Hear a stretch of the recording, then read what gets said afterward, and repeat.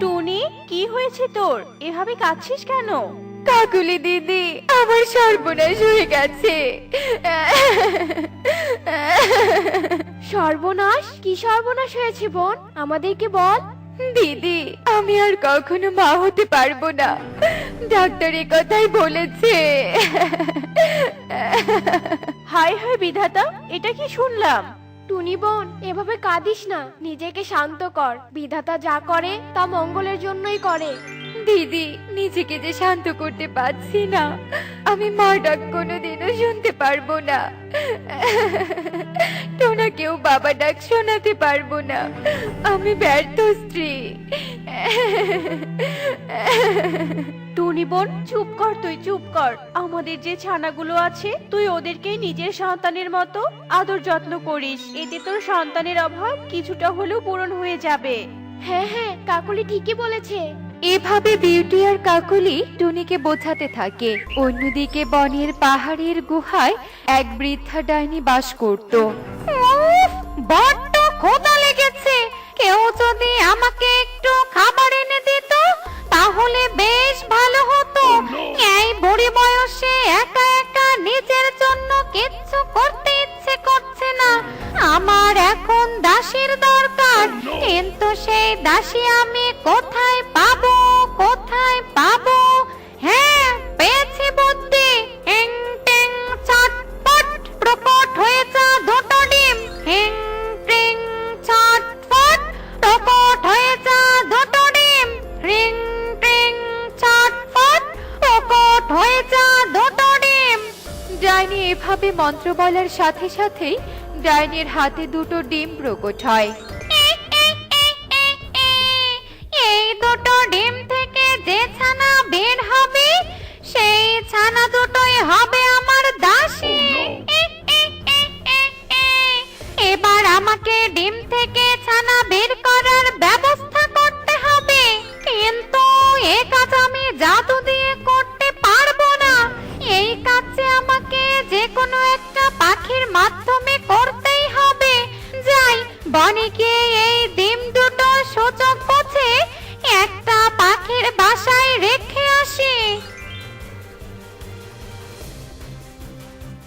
যেই কথা সেই কাজ, ডাইনি তার গুহা থেকে বনে চলে আসে আর ডিম রাখার জন্য পাখির বাসা খুঁজতে থাকে। পাখির বাসা খুঁজতে খুঁজতে ডাইনি টুনির বাসার সামনে চলে আসে। এই তো পেয়েছি, এই বাড়িতে কেউ নেই। যাই, এই সুযোগে ডিমগুলো রেখে আসি। ডাইনি টুনির ঘরে প্রবেশ করে আর ডিম দুটো রেখে বাহিরে বেরিয়ে আসে। কিছুক্ষণ পর টোনা টুনি বাইরে থেকে তাদের ঘরে প্রবেশ করে। ঠিক তখনই টুনির চোখ যায় ডিম দুটোর দিকে। হাই হাই, এ আমি কি দেখছি? দুটো ডিম? এই দুটো ডিম এখানে কি করে এলো টোনা? আমি তো জানি না টুনি, আমরা বাবা মা হতে পারবো না জন্য মনে হয় বনের কেউ আমাদের বাসায় ডিম দুটো রেখে গিয়েছে। কিন্তু কে রেখে গিয়েছে, চলো তো সবাইকে গিয়ে জিজ্ঞাসা করি। হ্যাঁ হ্যাঁ, চলো। দিদি দাদা, তোমাদের মধ্যে কেউ এই ডিম দুটো আমাদের বাসায় রেখে এসেছো নাকি? না না, আমরা তো কেউ তোদের বাসায় কোনো ডিম রেখে আসিনি। হ্যাঁ হ্যাঁ, কালু ঠিকই বলেছে, আমরা তো কেউই এই কাজ করিনি। তাহলে এই ডিম আমাদের ঘরে এলো কি করে? টোনাটুনি, আমার মনে হয় বিধাতা তোদের ওপর কৃপা করেছে। তোরা তো অনেক ভালো পাখি, তোদের প্রার্থনা বিধাতা শুনেছে, তাই তো উপহার স্বরূপ ডিম দুটো পাঠিয়েছে। তাই বলি কি, তোরা ডিম দুটোকে আপন করে নে আর তা দিয়ে ডিম থেকে ছানা বের করার ব্যবস্থা কর। বিউটি ঠিকই বলেছে। ঠিক আছে, তোমরা যা বলছো তাই করব। আমি অনেক যত্নে এদের তা দিব। যা, এবার তোদের বাড়িতে ফিরে যা। চলো টুনি। টোনা টুনি ডিম দুটোকে নিয়ে বাড়িতে ফিরে আসে আর টুনি ডিমে তা দিতে থাকে। এসব দৃশ্য ডাইনি একটা গাছের আড়াল থেকে দেখে বলতে থাকে, তাহলে এই টোনা টুনি আমার দাসীদের মা বাবা হবে। যাই হোক, তাতে আমার কি, দাসীদের জন্ম হলেই আমি এসে নিয়ে যাব।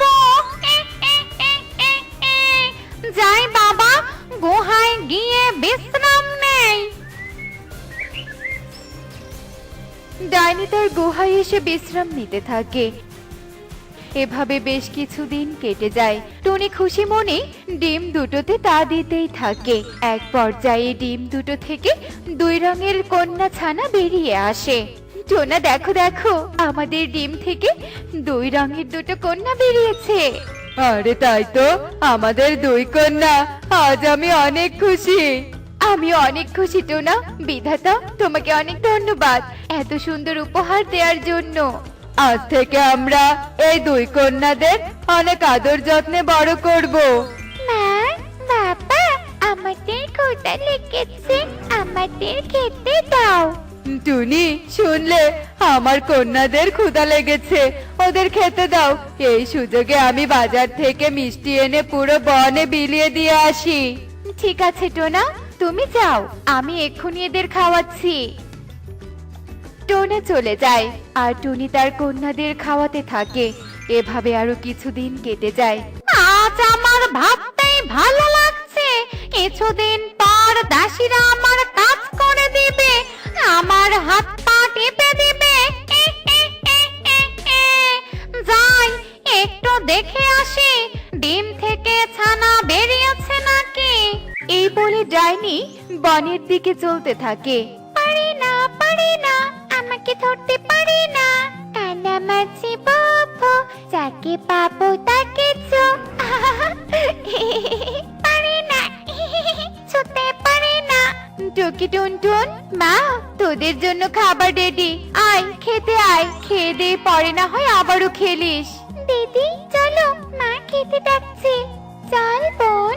ও মামা মা, এ আমি কি দেখছি? ছানা তো ডিম থেকে বেরিয়ে বড় হয়ে গিয়েছে।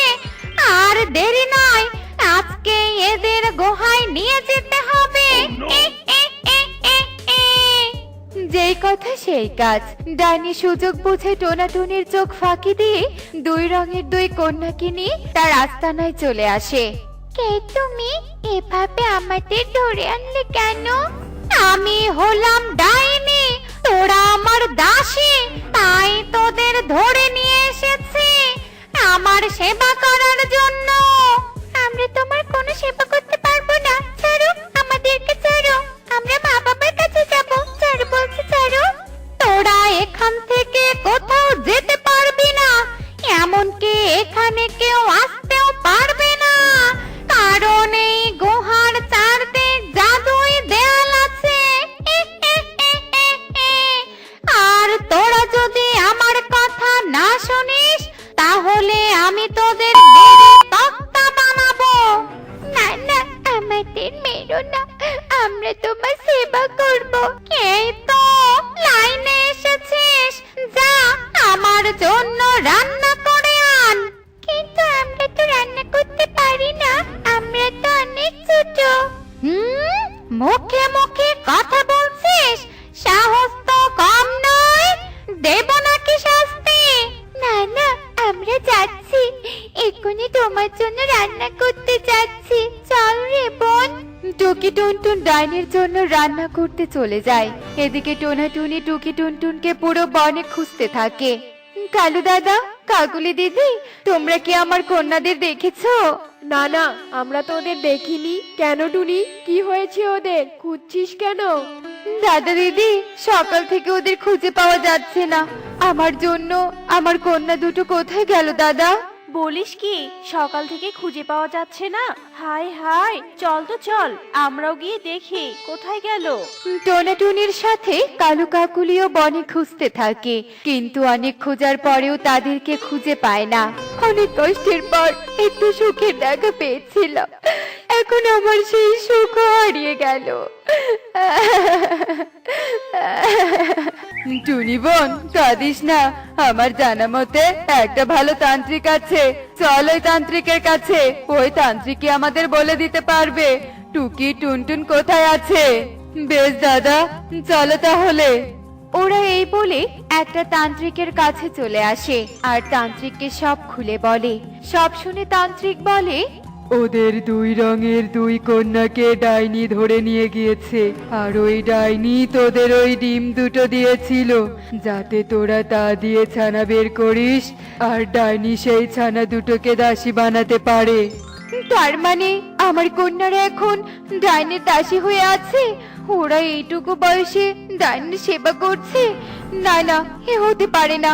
তান্ত্রিক বাবা, আমার কন্যাদের ডাইনের আস্তানায় থেকে ফিরিয়ে আনার উপায় বলুন, দয়া করে বলুন তান্ত্রিক বাবা। বেশ, এই নে সোনার কাঠি আর রূপোর কাঠি। এই সোনা কাঠি আর রূপোর কাঠি ডাইনির গুহায় প্রবেশ করে একসাথে করলে ডাইনি ধ্বংস হয়ে যাবে আর তোর কন্যারা মুক্ত হবে। আমি এক্ষুনি যাব ওই গুহায়, ডাইনিকে ধ্বংস করতে যাব। সোনারা, আমি আসছি।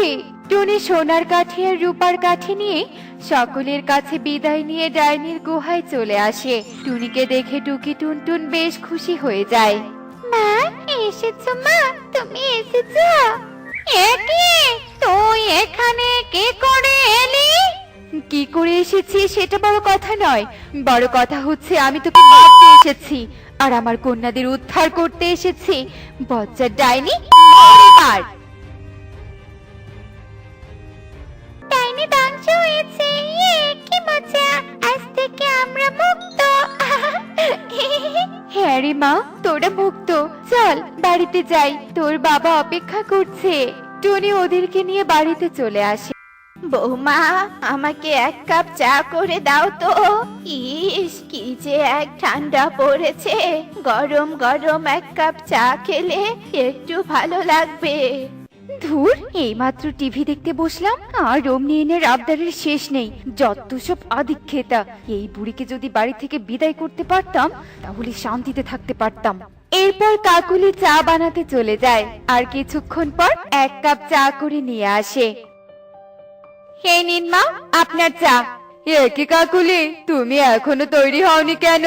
আজ তো আমাদের পার্কে যাওয়ার কথা ছিল। তুমি একটু অপেক্ষা করো কালু, আমি এক্ষুনি তৈরি হয়ে আসছি।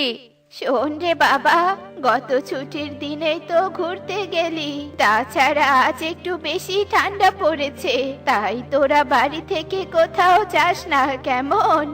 এই বুড়িটা আজকাল আমাদের দুজনকে নিয়ে বড্ড বেশি ভাবছে। না না, যেভাবেই হোক এই বুড়িকে এখান থেকে তাড়াতেই হবে।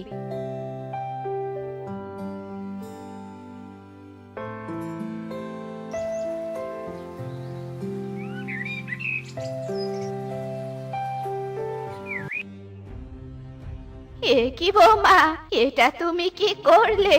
ইচ্ছে করে এত দামি কাপটা ভেঙে ফেললে?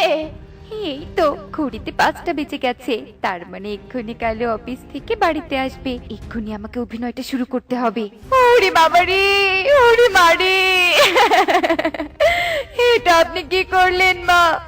এত গরম চাগুলো আমার শরীরে কেন ফেলে দিলেন? কেন মা, কেন? ওরে বাবা রে, জ্বলে গেল রে, জ্বলে গেল। তুমি এসেছো কালু, দেখো দেখো, তোমার মা আমাকে বাড়ি থেকে বের হয়ে যেতে বলেছে। আমি চাইনি জন্য তোমার মা গরম চা আমার শরীরে ফেলে দিয়েছে। আমি আর এই বাড়িতে থাকবো না কালু, থাকবো না এই বাড়িতে। এসব তুমি কি বলছো বৌমা? আমার নামে এতগুলো মিথ্যে কথা কেন বলছো তুমি? চুপ করো মা, আমি অনেকদিন থেকে দেখছি তুমি আমার বউকে মোটেও সহ্য করতে পারো না, তাই আজই তুমি আমার বাড়ি থেকে বের হয়ে যাও। আমার বাড়িতে আমি আমার বউকে নিয়ে অনেক সুখে থাকতে চাই। সত্যিটা না জেনে তুই আমাকে তাড়িয়ে দিচ্ছিস রে বাবা?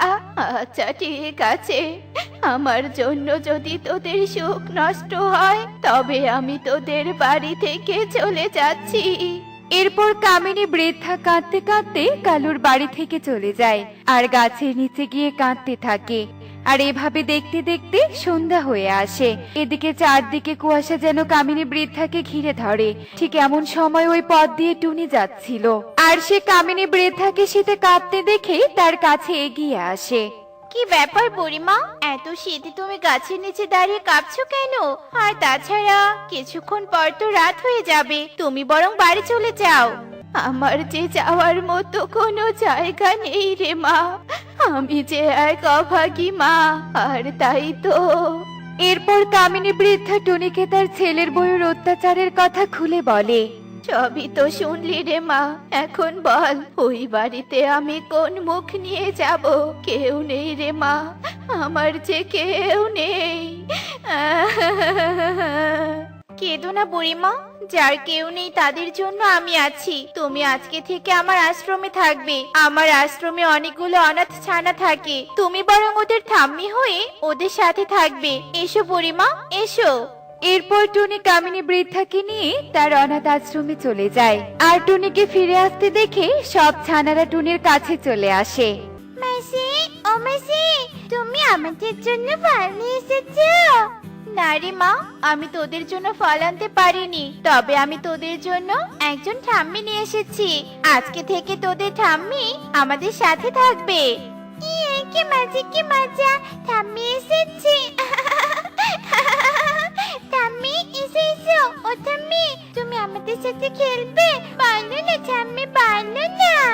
হ্যাঁ রে দিদি ভাই, আজকে থেকে আমি তোদের সাথে খেলবো, তোদেরকে রূপকথার গল্প শোনাবো। আজকে থেকে তোরাই যে আমার আপনজন। কালু, হে কালু, আগে তো মায়ের জন্য কোথাও ঘুরতে যেতে পারতাম না। চলো না কালু, আজকে আমরা ঘুরতে যাই। কিন্তু কাকুলি, আজকে তো আমার অফিস যেতেই হবে, কারণ অফিসে যে আমার একটা গুরুত্বপূর্ণ মিটিং আছে। আমার থেকে তোমার অফিস বেশি গুরুত্বপূর্ণ? ঠিক আছে, আমি আজই বাপের বাড়িতে চলে যাব, থাকবো না আমি এখানে। ঠিক আছে কাকুলি, আর রাগ করে থেকো না, আমি আজকে অফিসে যাব না। এরপর কালু কাকুলি ঘুরতে যায়, আর এভাবে দেখতে দেখতে সেই দিন কেটে যায়।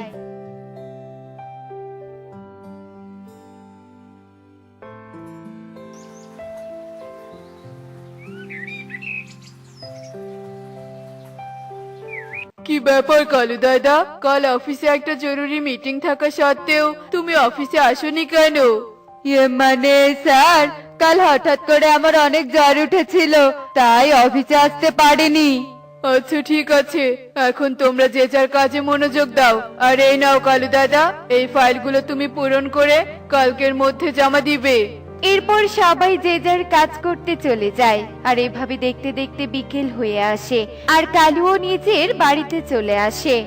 যাক বাবা, একটুর জন্য বেঁচে গিয়েছি, তা না হলে আজই আমার চাকরিটা চলে যেত। একা একা কি বিড়বিড় করছো? এসো, তোমার জন্য খাবার বেড়ে রেখেছি। হে কি, এতগুলো কাজ নিয়ে এসেছে কালু? এতগুলো কাজ করলে তো কালু আমার বান্ধবীর জন্মদিনে অংশগ্রহণ করতে পারবে না। আমার এত ধনী বান্ধবীর জন্মদিন, নিশ্চয়ই অনেক দামি দামি খাবারের আয়োজন করা হবে। না না, এই জন্মদিন কোনো মতেই মিস করা যাবে না। আমি বরং কি ব্যাপার কাকুলি, আমাকে খেতে আসতে বলে তুমি কোথায় চলে গিয়েছিলে? দাও তো দাও, তাড়াতাড়ি খাবার দাও। এরপর কাকুলি ও কালু মিলে একসাথে বসে খাবার খেতে থাকে। কি, আমার ফাইলগুলো কোথায় গেল? কাকুলি, এই কাকুলি, তুমি আমার অফিসের ফাইলগুলো দেখেছো? না না, আমি তো কোনো ফাইল দেখিনি। আমি তো তোমাকে খালি হাতে বাড়িতে আসতে দেখলাম। এসব তুমি কি বলছো? তাহলে কি ভুল করে ফাইলগুলো অফিসে রেখে এলাম? হ্যাঁ হ্যাঁ, তাই হবে হয়তো। কাল সকাল সকাল অফিসে গিয়ে সব কাজ শেষ করতে হবে, তা না হলে আমার চাকরিটা চলে যাবে। তাই করো কালু, তবে তোমাকে একটা কথা বলতে ভুলে গিয়েছি। আজ রাত 12টার পর আমার বান্ধবীর জন্মদিন, তাই আমাদের ওর জন্য 10,000 টাকার উপহার কিনতে হবে। চলো কালু, এক্ষুনি আমাদের মার্কেটে যেতে হবে। যেমন কথা তেমন কাজ। এরপর কালু ও কাকুলি মার্কেট থেকে অনেক দামি একটি উপহার কিনে নিয়ে বান্ধবীর জন্মদিনে চলে যায়। আর এভাবে দেখতে দেখতে সেই রাত কেটে যায়। আজ কয়েকদিন থেকে খেয়াল করছি তোমার কাজে কোনো মনোযোগ নেই। আমার এতগুলো ফাইল নাকি তুমি হারিয়ে ফেলেছো। ওই ফাইলে আমার অফিসে সারা বছরের হিসেব নিকেশ করা আছে। তোমাকে আমি 1 ঘন্টা সময় দিলাম, এই 1 ঘন্টার মধ্যে সবগুলো ফাইল খুঁজে না দিলে আমি তোমাকে চাকরি থেকে তাড়াবো। তার সাথে তোমার বাড়ি জমি জমা সব বিক্রি করে আমার জরিমানা নিব। এই কথা বলে টোনা সেখান থেকে চলে যায়। এদিকে কালু অফিস থেকে বাড়িতে এক এক করে ফাইলগুলো খুঁজতে থাকে, কিন্তু কোথাও সে ফাইলগুলো খুঁজে পায় না। এদিকে দেখতে দেখতে 1 ঘন্টা হয়ে যায়, আর টোনাও এসে কালুকে কাজ থেকে তাড়িয়ে দেয়। হ্যাঁ কালু, আমরা এখন কোথায় যাব? আমাদের যে যাওয়ার মতো কোনো জায়গা নেই। শুনুন শুনুন শুনুন, গত বছরে যারা যারা আর ডিজিটাল সার্ভিসে লটারি কেটেছো তাদের মধ্যে বিজয়ীর নাম পাওয়া গেছে। আমাদের বিজয়ী হলো কামিনী বৃদ্ধা, শিমুলতলি বনের কামিনী বৃদ্ধা। তাই আমরা কামিনী বৃদ্ধাকে 2 লক্ষ টাকা পুরস্কার ও একটা ফ্ল্যাট বাড়ি নেয়ার জন্য আর ডিজিটাল সার্ভিসে আসার অনুরোধ করছি। শুনুন শুনুন শুনুন। মা, আমার বৃদ্ধা মা, আমার মা লটারি জিতেছে, আমার মায়ের নামে ফ্ল্যাট বাড়ি দিবে। শুধু কি তাই, সাথে 2 লক্ষ টাকাও দেবে। চলো কালু, আমরা আমাদের মায়ের কাছে যাই, মা নিশ্চয়ই আমাদের আশ্রয় দেবে। আজ আমি অনেক খুশি রে মা, কারণ আমার দিদি ভাইয়েরা এই ছোট্ট আশ্রমে অনেক কষ্ট করে দিন রাত কাটায় আর ভালো মন্দ কিচ্ছু খেতে পারে না। তাই আমার 2 লক্ষ টাকা দিয়ে এদের জন্য ভালো একটা থাকা খাওয়ার ব্যবস্থা করে দিব। এ কি, কারা তোমরা আর আমার আশ্রমে কেন এসেছো? আমরা অনেক বিপদে পড়ে আমাদের মায়ের কাছে আশ্রয় চাইতে এসেছি। মা, তুমি ছাড়া আমাদের কেউ নেই, তুমি আমাদেরকে একটু আশ্রয় দাও মা। ও, তার মানে তোমরাই বুড়িমার ছেলে বৌমা, যারা বুড়িমাকে বাড়ির বোঝা মনে করে তাড়িয়ে দিয়েছিলে। এখন তোমরা এখানে কেন এসেছো? চলে যাও এখান থেকে। বুড়িমার এখন সব কষ্ট দূর হয়ে গেছে, তোমাদের মতো ছেলে বৌমার দরকার নেই বুড়িমার। বুড়িমা, তুমি ওদেরকে তাড়িয়ে দাও। না রে মা, ওরা আমাকে তাড়িয়ে দিলেও আমি ওদেরকে তাড়িয়ে দিতে পারবো না, কারণ আমি ওদের মা, আর মা হয়ে ছেলের কষ্ট নিজের চোখে দেখে সহ্য করতে পারবো না।